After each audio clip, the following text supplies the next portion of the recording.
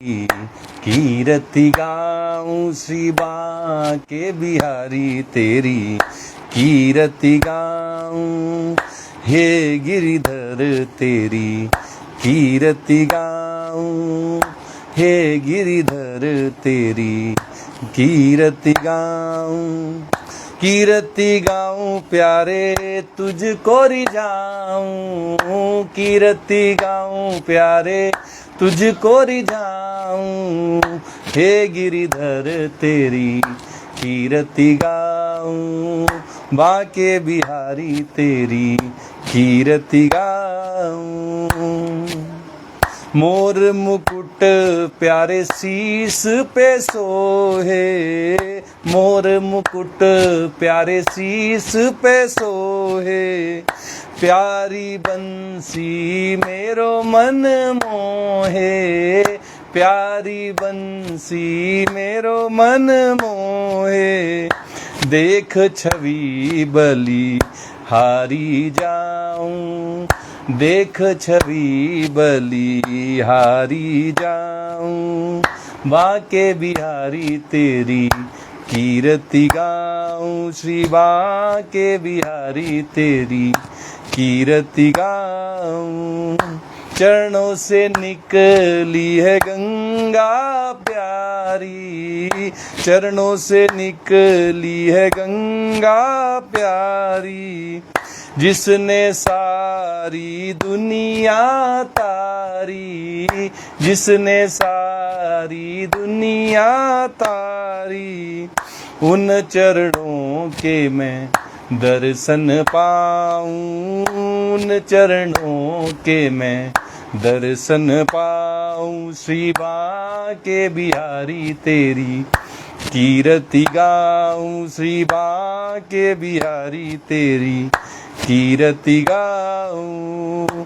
नाथ अनाथ के नाथ आप हो, नाथ अनाथ के नाथ आप हो, सुख दुख जीवन प्यारे साथ आप हो, सुख दुख जीवन प्यारे साथ आप हो, हरि चरणों में मैं शीस झुकाऊं, हरि चरणों में मैं शीस झुकाऊं, श्री बांके बिहारी तेरी कीरति गाऊं, श्री बांके बिहारी तेरी कीरति गाऊं।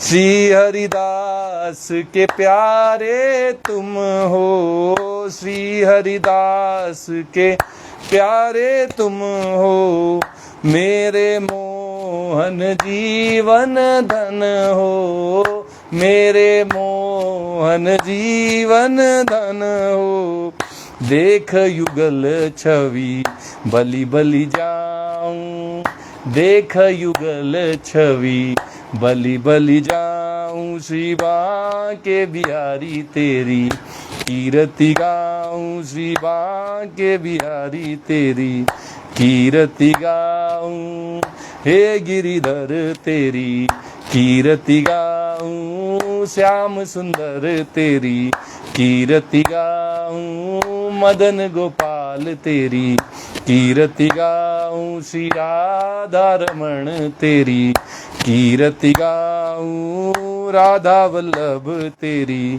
कीरति गाऊं, श्री बांके बिहारी तेरी कीरति गाऊं, श्री बांके बिहारी तेरी कीरति गाऊं। जय श्री कृष्णा। आज की श्रीमद् भागवत कथा में आप सबका स्वागत है। श्रीमद् भागवत के द्वितीय स्कंद के 7वें अध्याय की कथा कही जा रही है। भगवान ब्रह्मा जी अपने पुत्र नारद मुनि से कह रहे थे कि दैत्यराज बलि ने अपने सिर पर स्वयं वामन भगवान का चरणामृत धारण किया था और इसके फल स्वरूप उनको इंद्र की पदवी प्राप्त हुई थी। इसमें राजा बलि का कोई पुरुषार्थ नहीं था, केवल भगवान की शरण मात्र में आ जाने से उनको इंद्र की पदवी प्राप्त हुई थी। केवल भगवान का चरणामृत अपने सिर पर धारण कर लेने से। यद्यपि जो दैत्यराज बलि के गुरु थे शुक्राचार्य जी, वे उन्हें मना कर रहे थे, लेकिन अपने गुरु के मना करने पर भी अपनी प्रतिज्ञा के विपरीत दैत्यराज बलि ने कुछ भी नहीं किया। यहाँ तक कि जब सारी भूमि उनकी भगवान ने अपने 2 ही पगों पर नाप दी, तो तीसरे पग को पूरा करने के लिए उन्होंने अपने चरणों में, उन्होंने भगवान के चरणों में अपने सिर को रखवा लिया, अपने सिर पर भगवान का चरणामृत धारण कर लिया और अपने आप को भगवान के श्री चरणों में समर्पित कर दिया। बोलिए वामन अवतार की जय। इस तरह वामन अवतार लेकर भगवान श्री कृष्ण ने दैत्यराज बलि को इंद्र की पदवी प्रदान की। ऐसे हमारे भगवान श्री कृष्ण हैं जो अपने भक्तों को, भले ही वो दैत्य हों, उनका कल्याण करने के लिए जब भक्त उन्हें अपना ईश्वर समझकर, अपना स्वामी समझकर अपना सर्वस्व समर्पित कर देते हैं, अपना जीवन की जो बागडोर है वो भगवान के हाथ में दे देते हैं, तो भगवान प्रसन्न होकर अपने भक्तों को सब कुछ दे देते हैं। बोलिए कृष्ण कन्हैया लाल की जय। आगे की कथा सुनाते हुए ब्रह्मा जी कहते हैं, तुभ्यं च नारद भृशं भगवान विवृद्ध भावेन साधु परितुष्ट उवाच योगम ज्ञानं च भागवतम् आत्मसतत्वदीपं यद्वासुदेव शरणा विदुरंजसैव। ब्रह्मा जी कहते हैं कि नारद, तुम्हारे अत्यंत प्रेम भाव से प्रसन्न होकर हंस के रूप में भगवान ने तुम्हें योग, ज्ञान और आत्म तत्व को प्रकाशित करने वाले भागवत धर्म का उपदेश दिया।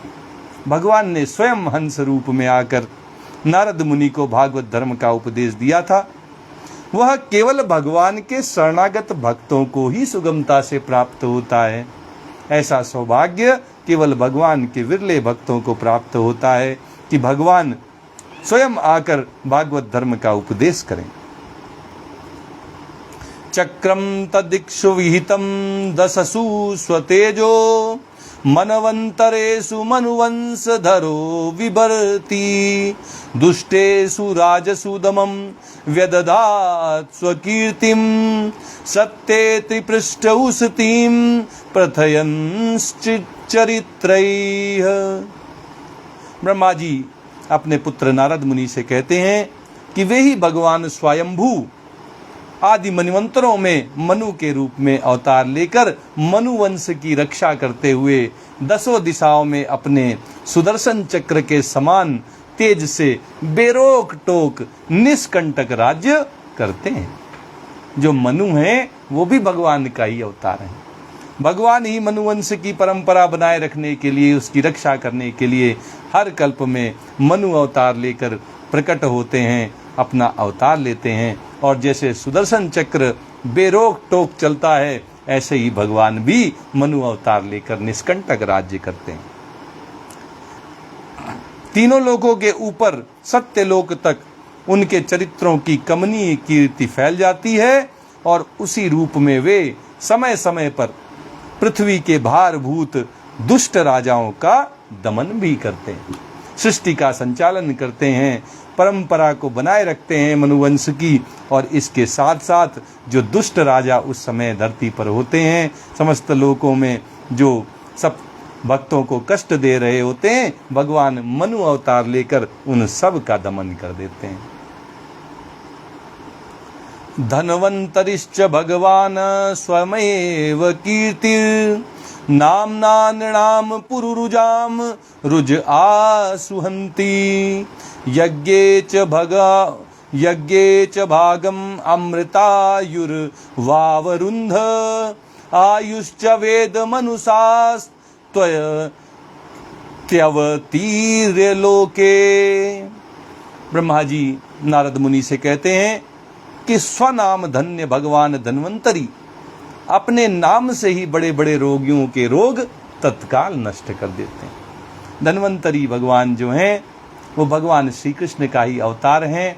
उन्होंने ऐसा रोगों को नष्ट करने का प्रभाव फैलाया कि आज भी चिकित्सा जगत में उनकी सभी चिकित्सक पूजा करते हैं।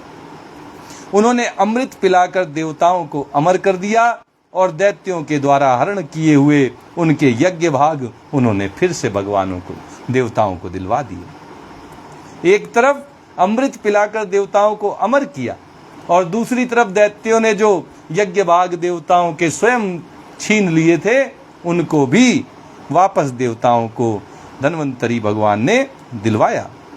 उन्होंने ही अवतार लेकर संसार में आयुर्वेद का प्रवर्तन किया। जब सारी एलोपैथिक दवाएं काम करना बंद कर देती हैं, उनकी तरफ से व्यक्ति का मोह भंग हो जाता है, कोई आस नहीं रहती, तब वो आयुर्वेद की शरण में आता है और आयुर्वेद के द्वारा वह चिकित्सा को प्राप्त करता है, अपने रोग का इलाज करवाता है। उस आयुर्वेद के प्रवर्तक भी भगवान धन्वंतरी ही हैं। छत्रम छयाय विधिनोपभृतम महात्मा ब्रह्म द्रुगुंछित पथम नरकार्तिलिप्सु उद्धन्ते सावव निकंटक मुग्रवीर्य स्त्रिय सप्तकृत्वा उरुधार परस्वधेन। ब्रह्मा जी कहते हैं कि जब संसार में ब्राह्मण द्रोही, आर्य मर्यादा का उल्लंघन करने वाले नारकीय क्षत्रिय अपने नाश के लिए ही दैववश बढ़ जाते हैं और पृथ्वी के कांटे बन जाते हैं, तब भगवान महापराक्रमी महापराक्रमी परशुराम जी का अवतार लेकर, परशुराम जी के रूप में अवतार लेकर इस धरा पर आते हैं। अवतीर्ण होकर अपनी तीखी धार वाले फरसे से 21 बार उन्होंने इस धरती को क्षत्रिय विहीन कर दिया था। जब क्षत्रिय ब्राह्मण विरोधी हो जाए, प्रजा का अपने औरस पुत्रों की भांति पालन न करके बल्कि प्रजा को ही तंग करने लगे, उनके ऊपर जुल्म सितम ढाने लगे, आर्य मर्यादा जो क्षत्रियों के लिए स्थापित की गई है उसका उल्लंघन करने लगे, ऐसे नारकीय क्षत्रियों के विनाश के लिए भगवान फरसा लेकर परशुराम अवतार लेकर आते हैं। बोले परशुराम भगवान की जय। ऐसे नारकीय क्षत्रियों को भगवान ने परशुराम बनकर जब अवतार लिया तो 21 बार धरती को क्षत्रिय विहीन कर दिया। इस तरह भगवान राजाओं को भी नहीं छोड़ते। अगर वे भी अपनी प्रजा का पालन नहीं करते तो भले ही कितने मजबूत राजा हों, कितने बड़े नेता हों, लेकिन भगवान जब परशुराम बनकर आते हैं तो उनके फरसे के सामने कोई नहीं टिकता।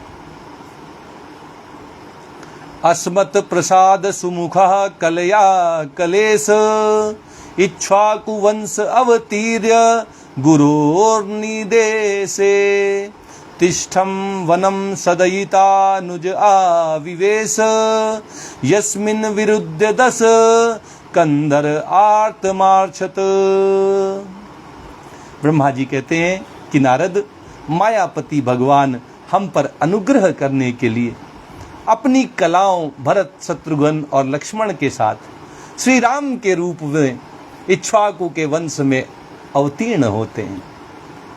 राजा इक्ष्वाकु के वंश में भगवान ने राम बनकर अवतार लिया और उनकी कलाएं ही भरत, शत्रुघ्न और लक्ष्मण बनकर उनके साथ आईं। इस अवतार में भगवान ने अपने पिता की आज्ञा पालन करने के लिए अपनी पत्नी और भाई के साथ वन में निवास किया। उसी समय उनसे विरोध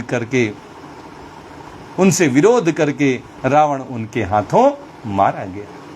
विभीषण ने बड़ा समझाया कि आप माता सीता को, राम को वापस दे दीजिए, उनकी शरण ग्रहण कर लीजिए।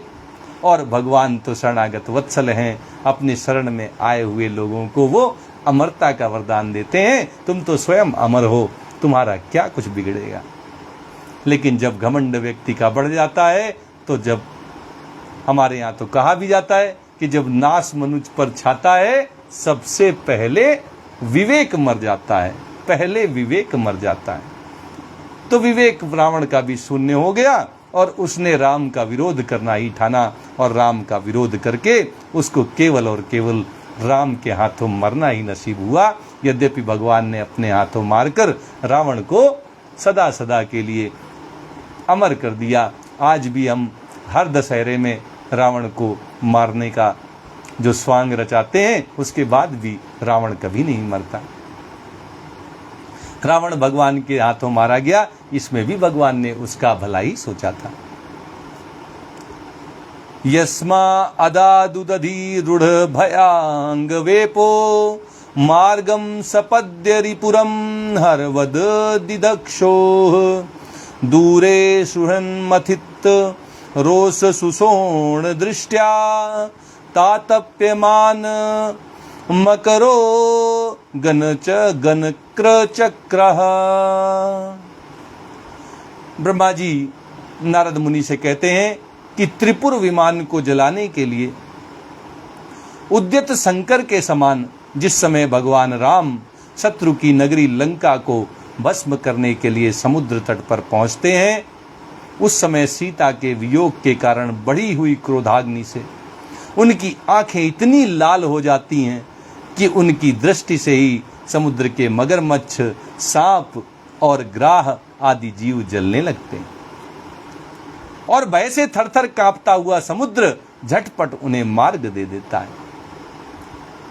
जब तक भगवान ने समुद्र की पूजा अर्चना की, उससे प्रार्थना की, तब तक समुद्र ने भगवान की एक न सुनी।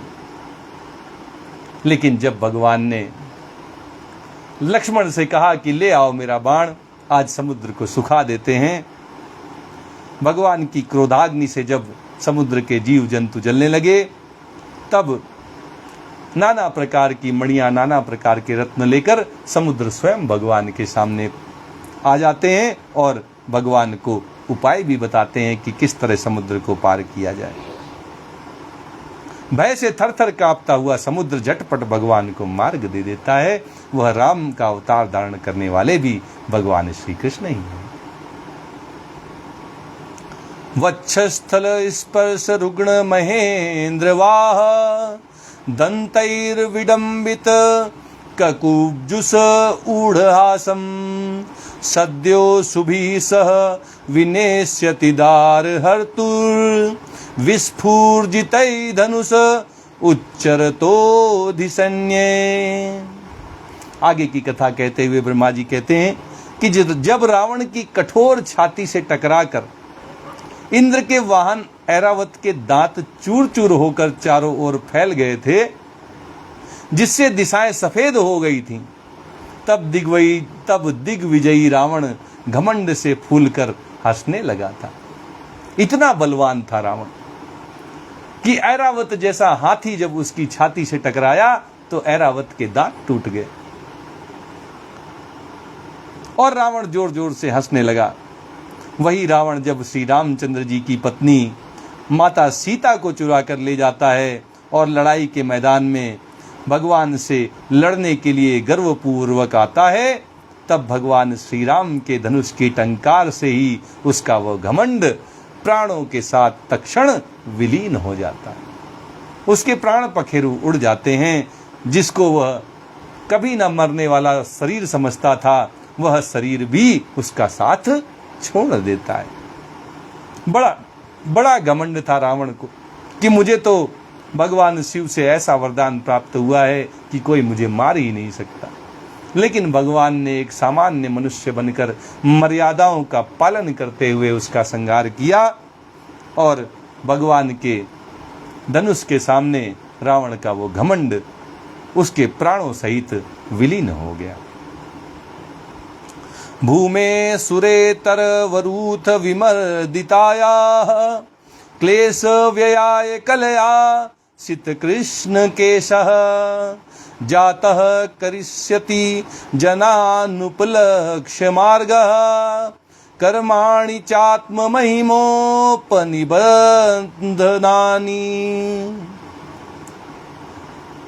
भगवान श्री कृष्ण के अगले अवतार के विषय में ब्रह्मा जी अपने पुत्र नारद मुनि को बताना शुरू करते हैं। कहते हैं कि जिस समय झुंड के झुंड दैत्य पृथ्वी को रौंद डालेंगे उस समय उसका भार उतारने के लिए भगवान अपने सफेद और काले केस से बलराम और श्री कृष्ण के रूप में कला अवतार ग्रहण करेंगे। वे अपनी महिमा को प्रकट करने वाले इतने अद्भुत चरित्र करेंगे कि संसार के मनुष्य उनकी लीलाओं का रहस्य बिल्कुल ही नहीं समझ सकेंगे। हरि अनंत, हरि कथा अनंता। भगवान की कथाएं भी भगवान के समान ही अनंत होती हैं। जब जब पृथ्वी का भार बढ़ जाता है, झुंड के झुंड दैत्य पृथ्वी पर आते हैं, तब भगवान कृष्ण और बलराम बनकर पृथ्वी का भार उतारने के लिए अद्भुत चरित्र दिखाते हैं। और उनके ये अद्भुत चरित्र भगवान के जैसे ही अद्भुत होते हैं, जिनको हम जैसे सामान्य मनुष्य नहीं समझ पाते। भगवान की लीलाओं का रहस्य समझने की जो प्रतिभा है, जो योग्यता है, वो हम सब के अंदर नहीं है। तो अगर किसी को भगवान की लीलाएं नहीं समझ में आती हैं, कोई कोरी कल्पना कहकर भगवान की लीलाओं को नजरअंदाज कर देता है, तो उसमें उसकी कोई गलती नहीं है। ब्रह्मा जी तो नारद मुनि को यही बात समझा रहे हैं कि भगवान की लीला समझने की कला, उसकी क्षमता, उसकी योग्यता सामान्य मनुष्यों के पास नहीं है। जो भगवान की शरण में आते हैं, जो भगवान की भक्ति में लगते हैं, जो भगवान से प्रेम करते हैं, भगवान कृपा करके उनको ऐसी योग्यता प्रदान करते हैं जिससे वो भगवान के लीला अवतारों की जो लीलाएं हैं, कथाएं हैं, उनको समझ सकें, उनको अपने जीवन में उतार सकें। आज की कथा यहीं तक कही जाएगी। आइए श्रीमद् भागवत जी की आरती करते हुए आज की कथा को यहीं विश्राम देते हैं।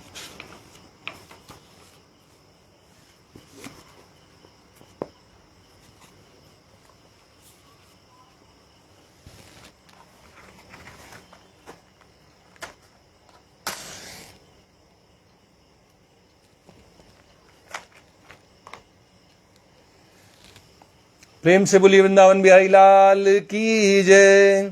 श्री भागवत भगवान की है आरती, पापियों को पाप से है तारती। श्री भागवत भगवान की है आरती, पापियों को पाप से है तारती। ये अमर ग्रंथ, ये मुक्ति पंथ, ये पंचम वेद निराला, नव ज्योति जलाने वाला। ये अमर ग्रंथ, ये मुक्ति पंथ, ये पंचम वेद निराला, नव ज्योति जलाने वाला। हरि नाम यही, हरि धाम यही, हरि नाम यही, हरि धाम यही। यही जग मंगल की आरती, पापियों को पाप से है तारती। श्री भागवत भगवान की है आरती, पापियों को पाप से है तारती। ये शांति गीत पावन पुनीत, पापों को मिटाने वाला, हरि दरस दिखाने वाला। ये शांति गीत पावन पुनीत, पापों को मिटाने वाला, हरि दरस दिखाने वाला। ये सुख करनी, ये दुख हरणी, ये सुख करनी, ये दुख हरणी। श्री मधुसूदन की आरती, पापियों को पाप से है तारती। श्री भागवत भगवान की है आरती, पापियों को पाप से है तारती। ये मधुर बोल जग फंद खोल, सन्मार्ग दिखाने वाला, बिगड़ी को बनाने वाला। ये मधुर बोल जग फंद खोल, सन्मार्ग दिखाने वाला, बिगड़ी को बनाने वाला। श्री राम यही घनश्याम यही, श्री राम यही घनश्याम यही। यही प्रभु की महिमा की आरती, पापियों को पाप से है तारती। श्री भागवत भगवान की है आरती, पापियों को पाप से है तारती। श्री भागवत भगवान की है आरती, पापियों को पाप से है तारती। प्रेम से बोलिए वृंदावन बिहारी लाल की जय। राधा रमण सरकार की जय। राधा वल्लभ लाल की जय। जय श्री कृष्णा, जय श्री कृष्णा।